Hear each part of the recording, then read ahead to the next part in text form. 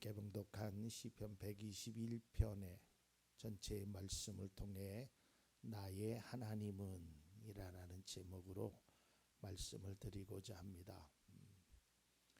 아주 오래전이죠.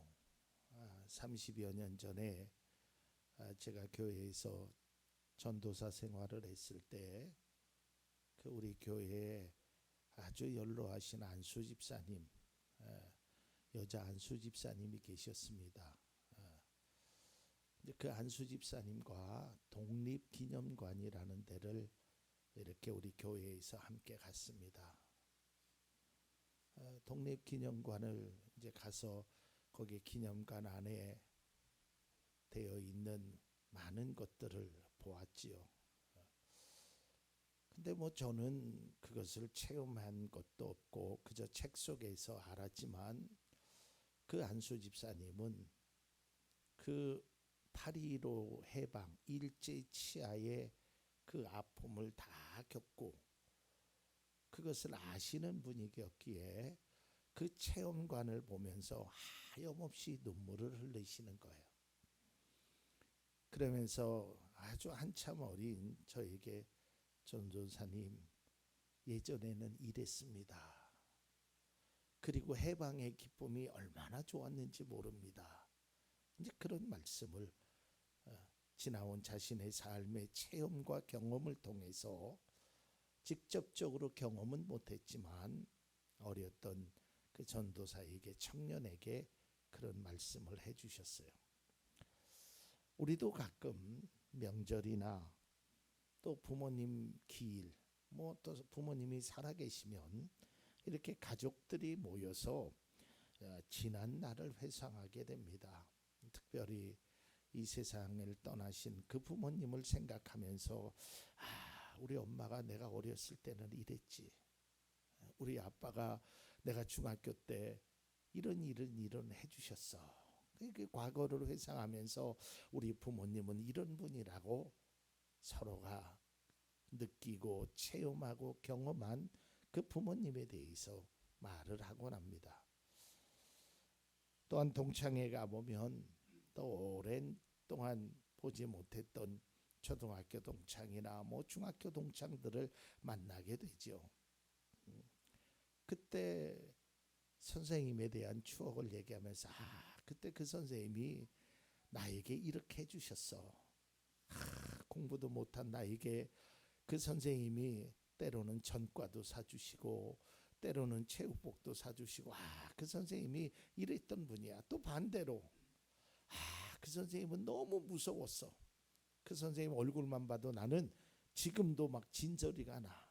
이제 그런 이야기를 내가 경험했던 체험했던 일들을 이야기를 나누곤 합니다. 이제 오늘 본문의 말씀이 그와 비슷한 내용입니다. 오늘 본문의 말씀은 이스라엘 백성들이 이제 바벨론에서 70년 동안 포로 생활을 하다가 이제 그들이 꿈에 그리던 그렇게 원하고 바라던 고국으로 이제 그들이 귀국하는 그 길에 쓴 시가 바로 121편의 말씀입니다. 시 121편의 배경을 좀 보면 이스라엘 백성들이 하나님을 잊고 살았습니다.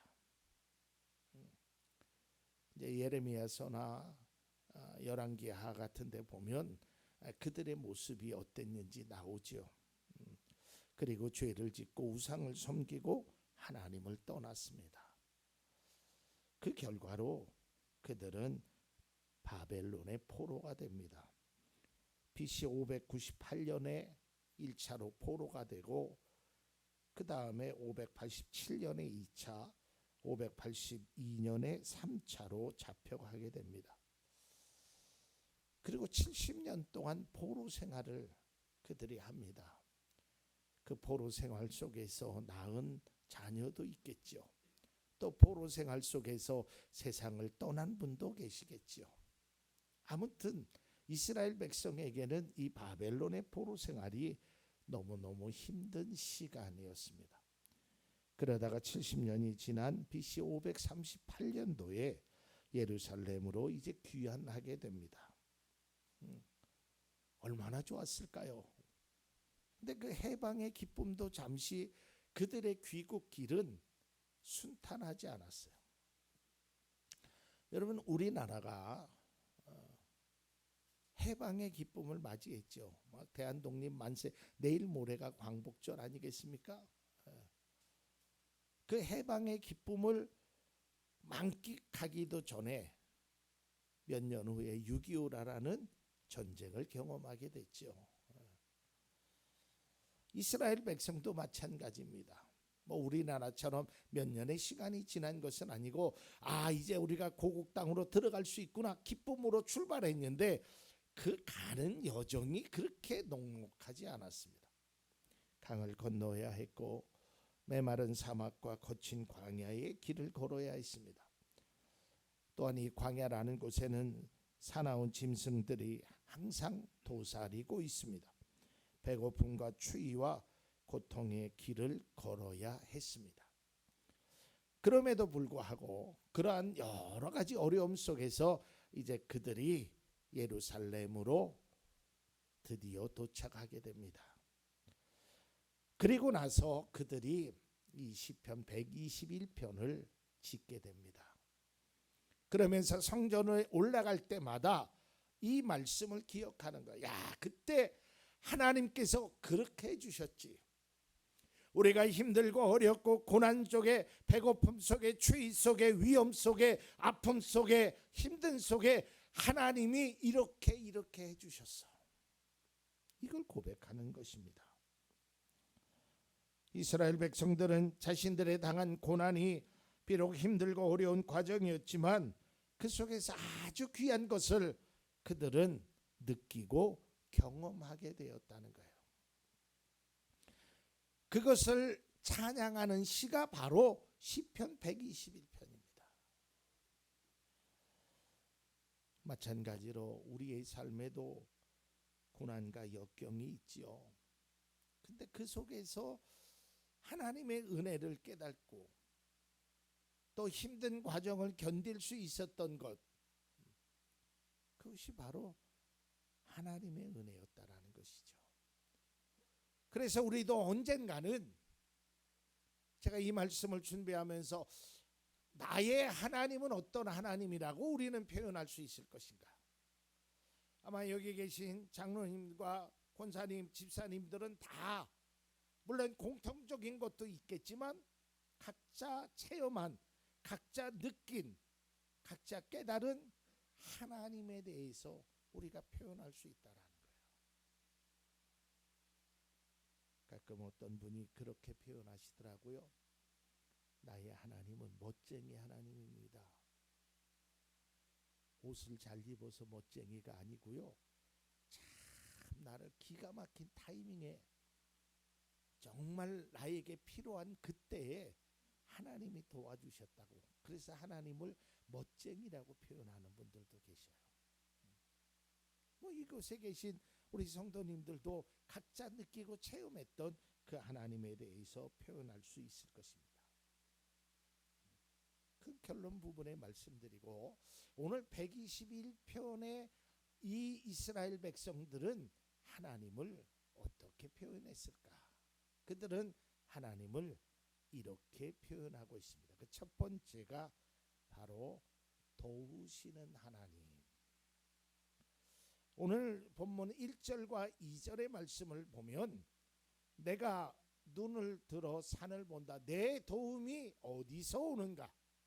내 도움은 하늘과 땅을 만드신 주님에게서 온다라는 거예요. 그러니까 이 말씀은 1절과 2절은 자문자답하는 겁니다. 스스로에게 이야기하는 것입니다. 나의 도움은 어디서 왔지? 그리고 스스로 대답하는 겁니다. 하나님에게서 왔다. 우리의 삶에도 그러한 일들이 내가 지금까지 어떻게 살아왔지? 하나님의 은혜였다. 얼마든지 우리도 이런 고백을 할 수 있다라는 것이죠.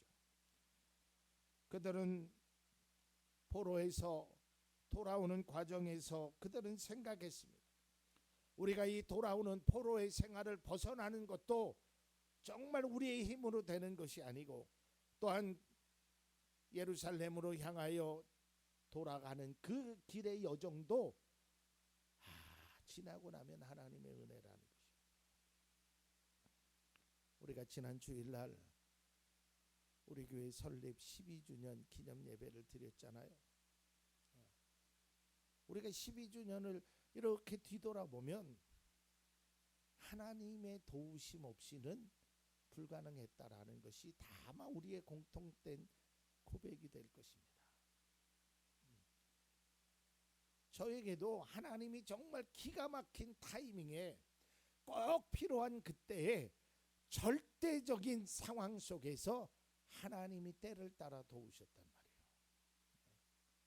정말 잊을 수 없는 그 장면들이 너무너무 제 머릿속에 저장되어 있어요. 한마디로 말하면 하나님의 도움 없이는 지금까지 올 수 없었다는 거예요. 이스라엘 백성들도 지금 고국으로 길을 가는데 이 귀한의 대연에 합류한 것도 또 우리가 예루살렘에 온전하게 들어갈 수 있었던 것도 모든 것이 하나님의 도움이심이었다는 것을 그들이 고백하는 거예요. 그래서 우리가 잘 아는 다윗은 시편에서 이렇게 고백합니다. 시편 124편 8절입니다. 천지를 지으신 주님이 우리를 도우신다. 이게 우리의 고백 아니겠습니까? 하나님의 도움 없이는 내가 지금까지 왔을 수 없고 앞으로도 우리의 삶 속에 하나님의 도움이 절대적으로 필요하다라는 것이죠. 이스라엘의 역사를 보면 홍해를 건넌 것도 하나님의 도우심이었고요. 출애굽하는 그 광야의 삶도 그랬고요. 여리고성을 들어가는 것도 그렇고 이스라엘 역사의 전체를 바라보면 모든 것들이 하나님의 도우심으로 되었다는 거예요. 오늘 포로의 생활을 끝내고 고국으로 귀국하게 된 것도 생각해 보면 100% 하나님의 은혜였다라는 거예요. 그건 하나님의 도우심이었다. 어찌 보면 믿음의 모든 사람들의 공통적인 고백이 될 것입니다. 우리가 가끔 부르는 나의 등 뒤에서 나를 도우시는 하나님, 그 찬양의 가사를 보면 때때로 보이지 않아도 우리가 느끼지 않아도 하나님의 도움의 손길은 항상 우리에게 존재하고 있다라는 거예요. 그 도움을 때로는 우리가 거부한다라는 거예요. 그 도움을 바라지 않는다는 거예요. 이스라엘 백성들이 그랬어요. 하나님의 도움이 아닌 세상의 도움을 청하는 사람들도 있었어요. 그래서 하나님의 한탄의 소리로 그렇죠. 야, 너희들이 먹고 배부른 까닭에 나를 잊었구나. 하나님의 도움을 청하지 않는 거예요.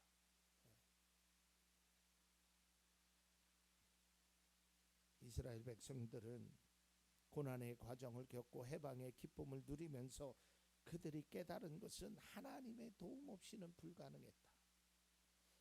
이게 그리스도인의 모든 성도의 고백이 되고 실천이 되고 믿음의 근간이 되어야 돼요. 하나님의 도움 없이는 안 된다는 것이 우리 믿음의 사람들의 중심 속에서 있어야 돼. 그래야 우리는 어떤 것이 있더라도 하나님께 도움을 청하는 거 아니겠어요? 시편 94편 17절에 이런 고백이 있습니다. 주님께서 나를 돕지 아니하셨다면 내 목숨은 벌써 적막한 곳으로 가버렸을 것이다. 하나님이 나를 도와주시지 않았다면 나는 이미 이 세상에 존재하지 못했을 거다. 하나님이 나를 도와주시지 않았다면 지금의 내 모습은 상상할 수도 없었다는 것이죠.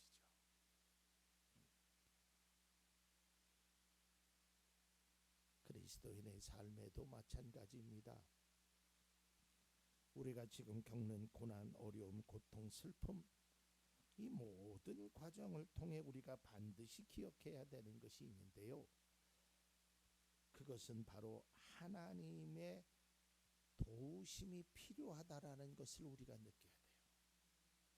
이것을 우리가 느끼지 못하면 도움을 청하지를 않아요.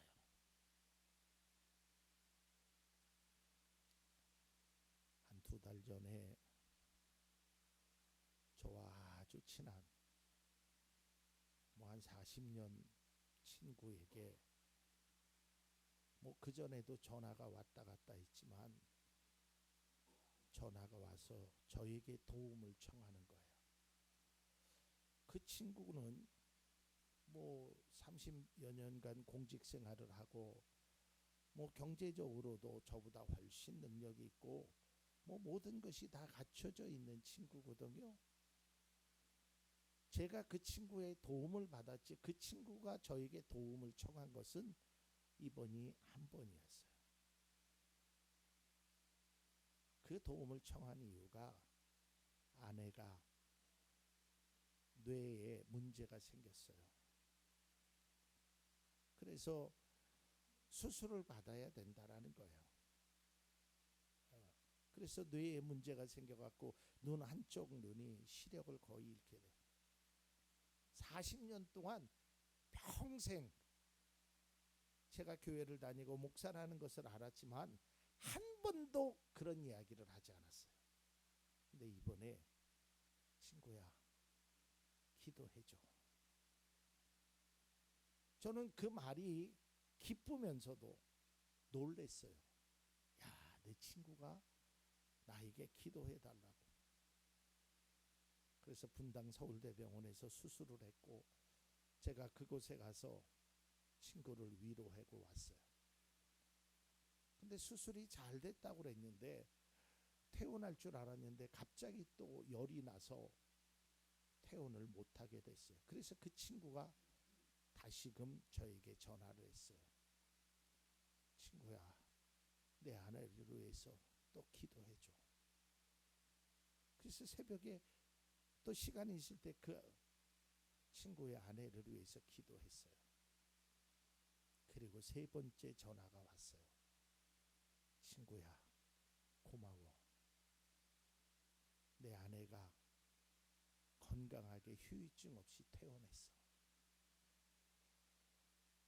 비록 하나님을 믿지 않은 친구지만 그 하나님의 도우심이 기도가 지푸라기라도 잡는 심정으로 했겠지요. 여러분, 믿지 않는 사람도 그 도움을 청하잖아요. 긴급하면 하나님께 기도해달라고 하잖아요. 근데 여기 계신 분들은 도움을 직접 청하면 되잖아요. 그 친구는 하나님을 믿지 않기 때문에, 교회를 다니지 않기 때문에 저에게 청했지만 여기 계신 분들은 다 우리가 하나님을 믿는 사람이고 성도고 하나님의 자녀잖아요. 그러니까 우리는 나의 도움이 하나님이시다는 그 사실만 인식하고 도움이 필요할 때 하나님께 기도하잔 말이죠. 이게 너무 신앙에 중요하단 말이에요. 그래서 이스라엘 백성들은 하나님이 나의 도움이시다 라는 사실을 그들은 성전을 올라갈 때마다 찬양으로 했다라는 거예요. 그리고 2번째, 그들은 이렇게 고백합니다. 보호하시는 하나님이다라는 거예요. 물론 도움다라는 거와 보호하다라는 것은 일치될 수도 있습니다. 근데 여기서 도우시는 하나님이라는 것은 어떤 과거에 그동안 하나님께서 나를 그동안 이렇게 도와주셨다는 거고, 여기서 보호하신다는 것은 지켜주신다는 거. 근데 이것이요, 다 반복적으로 되어 있고 특징을 보니까, 말씀의 특징을 보니까 우리 그 한글로는 정확하게 구별이 되어 있지 않은데 영어 성경을 보니까 이게 미래형으로 되어 있어요. 앞으로도 하나님께서 보호해 주신다는 거예요. 오늘 성경 본문 5절을 보면 여호와는 너를 지키시는 분. 또 7절을 보면 여호와 주님께서 너를 모든 재난에서 지켜주시며 내 생명을 지켜주실 것이다. 이스라엘 백성들은 70년 동안 포로 생활에서 그들의 삶을 뒤돌아보니까 하나님께서 우리를 도와주셨고 앞으로도 지켜주시고 보호해 주실 것이라는 그들의 결론을 얻게 됩니다. 하나님께서 자신들을 보호해 주시는 것에 대한 감사와 찬양을 드리고 있는 것이죠. 그럼 그리스도인의 삶에도 마찬가지입니다. 우리에게 적용되어 하는 말씀입니다. 지금까지 하나님의 인도하심으로 우리를 도와주셨어요. 그리고 앞으로도 우리를 보호해 주실 것이에요. 이사야서는 이렇게 보호를 해 주실 거라고 기록되어 있습니다. 31장 5절입니다. 새가 날개를 펴고 둥지의 새끼를 보호하듯이 만군의 주님께서 예루살렘을 보호하신다. 감싸주고 건져주고 다치지 않게 뛰어넘어서 그 도성을 살리신다라고 되어 있습니다. 제가 예배 전에도 잠깐 그런 말씀을 드렸지요. 참 요즘 세상이 험난합니다. 뭐 우리가 감히 상상할 수 없는 그런 일들이 많이 일어나죠. 내가 나를 보호할 수 없어요. 내가 아무리 잘한다고 해도 내가 나를 보호할 수 없어요. 그래서 믿음의 성도는 하나님이 나를 보호해 주실 것이라는 그러한 삶의 고백이 실천이 우리 가운데 있어야 합니다. 마지막 세 번째로는 그들은 함께 하시는 하나님입니다. 함께 하신다. 이 말은 과거에도 현재에도 미래에도 우리와 늘 동행하신다는 거예요. 왜 그런 줄 아세요? 하나님의 관심은 믿음의 성도들에게 있기 때문에 그래요.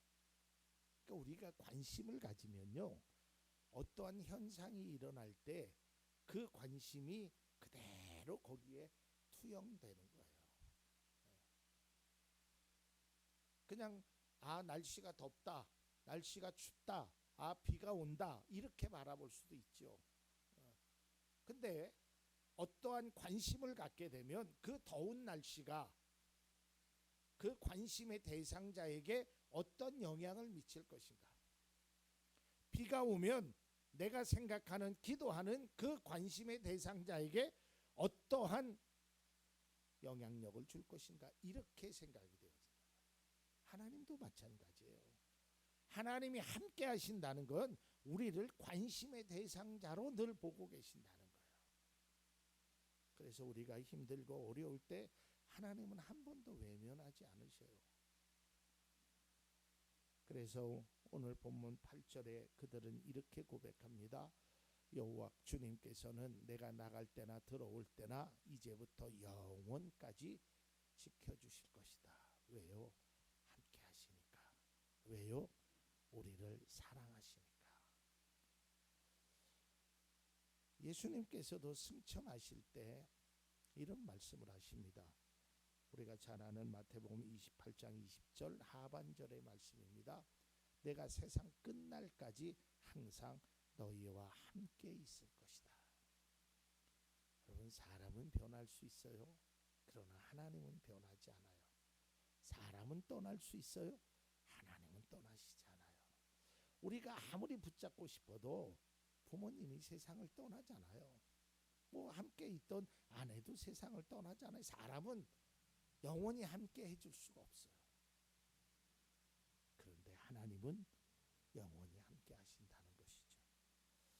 그 하나님의 약속, 지금까지 함께 하였듯이 내가 너와 영원히 함께 하겠다는 그 하나님의 약속을 우리는 믿어야 합니다. 이제 말씀을 맺고자 합니다. 이스라엘 백성들은 고난의 과정을 통해 나의 하나님은 이런 분이셨다라고 고백합니다.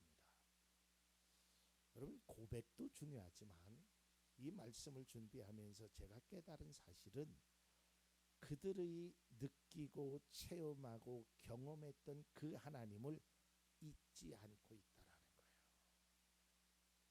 그 하나님을 늘 삶 속에서 이럴 때 하나님이 이렇게 해주셨지, 앞으로도 이렇게 해주시니까 하나님에 대한 생각, 이 믿음이 그들에게 변치 않았다는 거예요. 그래서 나의 하나님 그러는 거예요. 이스라엘 백성들은 그들의 고난을 통해서, 그들의 삶의 과정을 통해서, 그동안 경험했던 여러 가지 일들을 통하여 하나님의 은혜와 사랑을 그들은 고백하고 있는 것입니다. 그리고 그것을 찬양하고 있는 것입니다. 우리의 삶에도 고난의 문제가 우리를 끊임없이 괴롭히고 있습니다. 너무나 힘들어서, 너무 지쳐서 포기하고 싶을 때도 있습니다. 하지만 우리는 고난만 생각하면 안 됩니다. 그 고난을 통해서 나의 하나님을 발견해야 돼요. 나의 하나님을 바라보며 나아가. 이게 신앙인 것이에요. 그것만 바라보면 느낌적으로 느껴지질 않아요. 제가 서두에도 말씀드렸잖아요. 노 안수 집사님이, 연세가 지극한 분이 이 감옥에 있는 유관순 여사의 그 모형물을 보면서 저에게 얘기하는 거예요. 이때 얼마나 힘들었는지 아십니까? 이때 나라를, 그러면서 이 나라의 소중함을 저에게 말씀해 주시는 거예요. 내가 체험하고 내가 경험하지 않으면 느낌적으로 달라요. 아무리 그분이 그걸 바라보고 저에게 이야기해도 그냥 제가 갖고 있는 느낌은 그저 한 10%, 그분이 가지고 있는 것의 빙산의 일각밖에 안 돼요. 우리가 신앙도 마찬가지예요. 아무리 훌륭한 목사님이, 아무리 능력 있는 목사님이 성경책에서 아무리 그렇게 이야기해도 내가 체험한 나의 하나님이 없다면, 내가 느끼는, 내가 경험하는 나의 하나님이 없다면 우리는 그 하나님을 의지할 수 없단 말이죠. 이스라엘 백성들은 그 고난의 과정을 통해서 나의 도움이 되시고 나를 지켜주시고 나와 함께 하시는 그 하나님을 고백했던 거예요. 우리 또한 마찬가지가 되어야 됩니다. 중요한 것은요, 지금 우리가 당하고 있는, 경험하고 있는 지금의 고난이 고난으로 끝나지 않는다는 거예요. 제가 참 좋아하는 말입니다. 한번 자막을 한번 볼까요? 고난은 과정일 뿐 우리의 인생의 종착점이 될 수는 없습니다. 고난이 과정이지 결과가 될 수는 없어요. 왜? 나의 하나님이 도움이시니까, 나의 하나님이 지켜주시니까, 나의 하나님이 함께 하시니까. 나와 함께 하시고 나를 도우시는 그 하나님이 여러분과 함께 하심을 믿으시길 바랍니다. 그리고 어떠한 일이 있어도 그 하나님을 잊지 말고 그 하나님 앞에 도움을 청하고 그 하나님을 의지하고 그 하나님과 함께 하는 것이, 이것을 믿는 것이 믿음이고 신앙인 것입니다.